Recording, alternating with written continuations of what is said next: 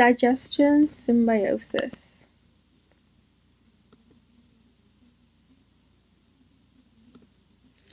So first we need to start off by classifying organisms. So organisms are classified as either heterotrophs, which means they don't create their own food, therefore they eat other organisms as a source of nutrients, versus autotrophs, which are those that are able to create their own food, such as plants.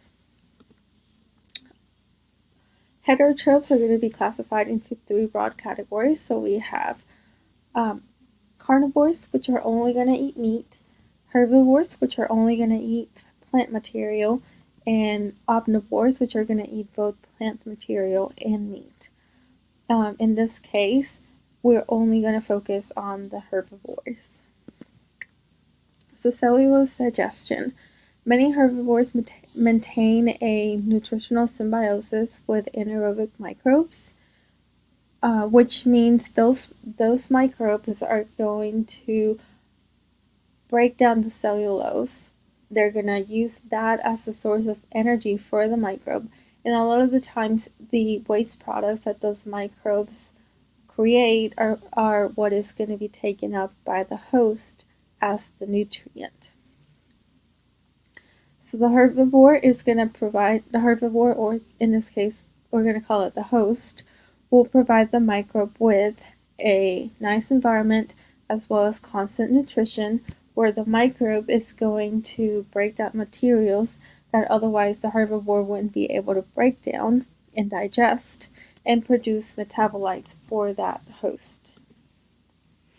First one we're going to talk about is ruminant, and ruminants are also known as foregut fermenters.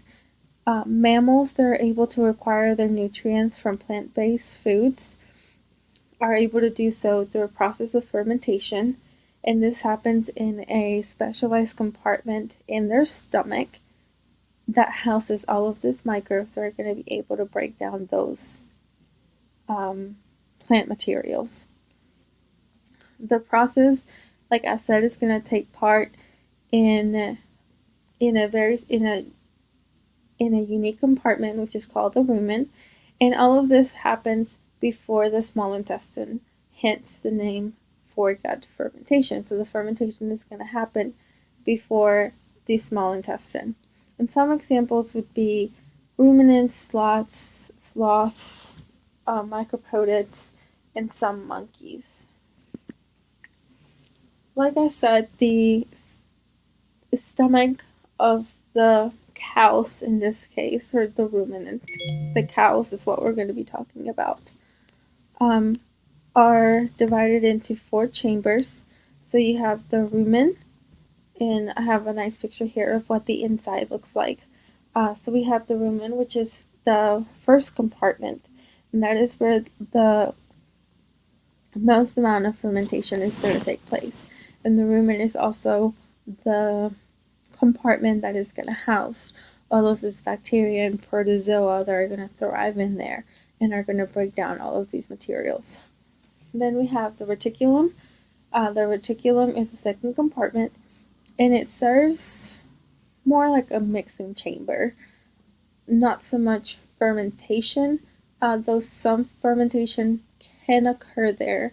It works more of a chamber, a holding chamber. Then there's the omasum right here. No digestion happens there, but it is believed that because of all of this the roughness of this tissue, it's believed that it aids in the grinding of the particles, all of the feed that has been taken in.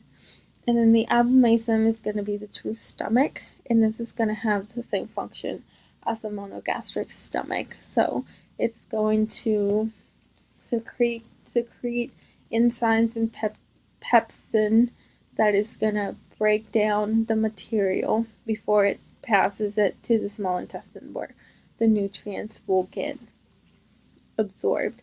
It's important to note that there is a threshold of the amount of microorganisms that the rumen can hold. So after it reaches a certain threshold, the excess microorganisms are going to get wiped away from the rumen and eventually make its way to the abomasum, where once they come in contact with the enzymes secreted, those organisms are going to die. And as they make their way to the small intestine, they're going to be absorbed as a source of nutrition. So this picture right here depicts the path in which what we're going to say in this case, the grass, the path that it takes throughout the stomach. So the green line is the initial bite. So they'll chew it and it'll make its way to the rumen where fermentation happens. From there, it makes it to the reticulum where it sits and waits for a little while. It'll take another bite. It'll go to the rumen and it'll make its way to the reticulum again.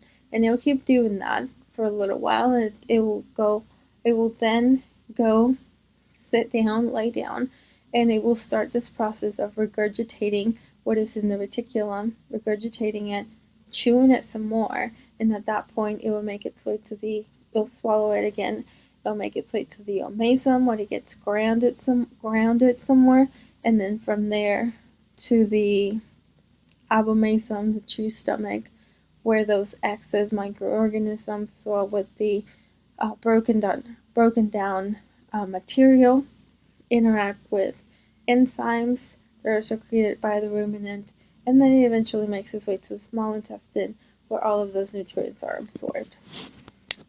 So pretty much summarizing all of this, in the rumen there is cellulose degrading bacteria which are going to break down that cellulose for the rumen.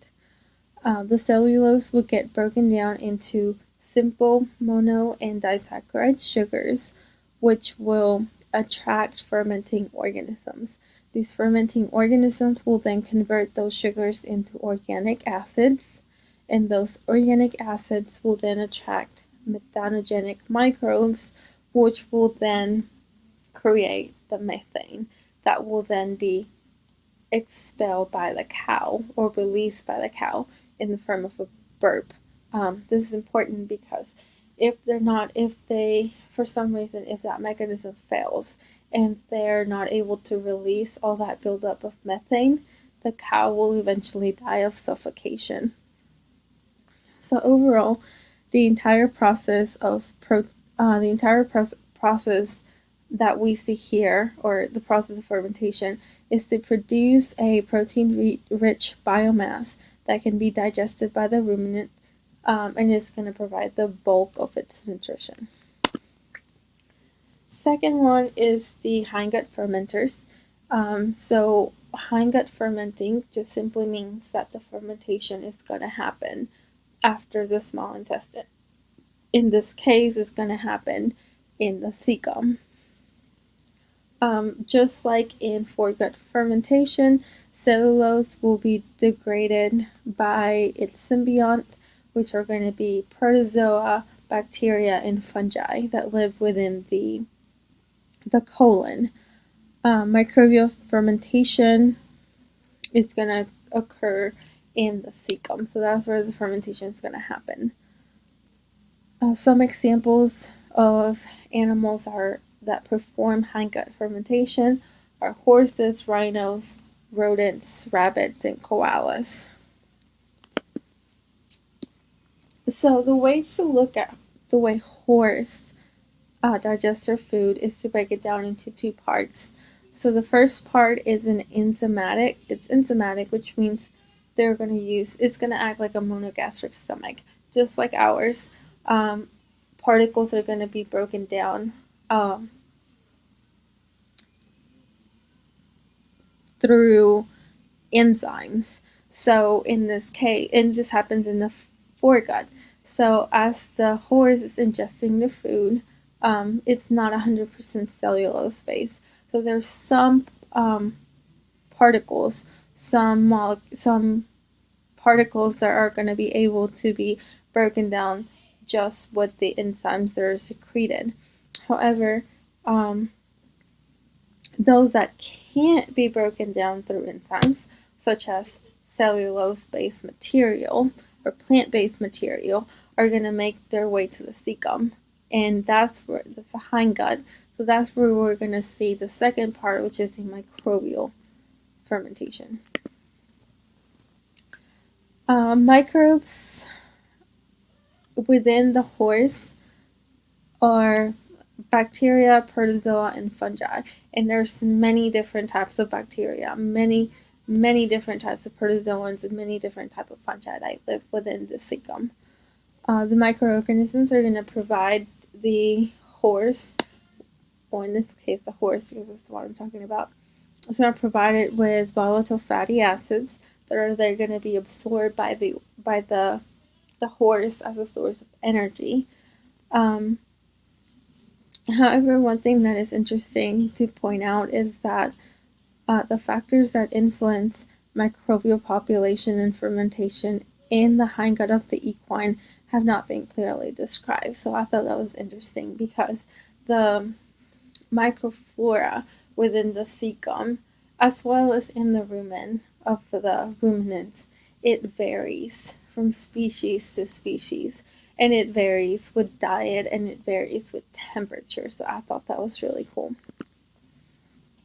So like I said, foregut digestion is pretty much enzymatic digestion. So the main function of the stomach is to add gastric acid to help break down the food, to secrete enzymes like pepsinogen, and to begin protein digestion, and to regulate the passage of that food into the small intestine, which is important because the absorption of nutrients takes place in the small intestine.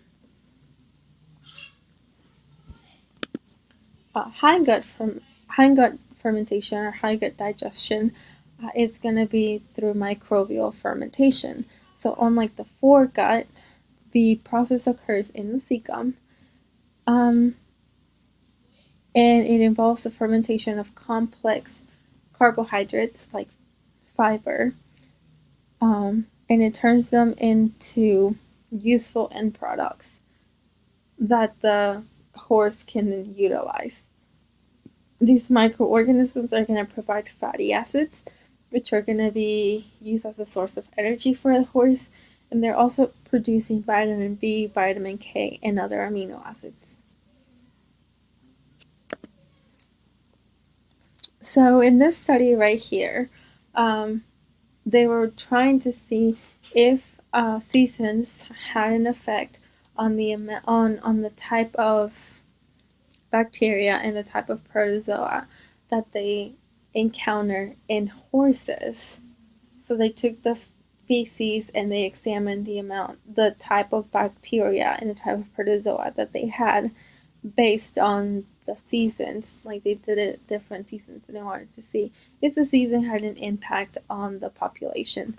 Well, it turns out that bacteria had a significant change with season.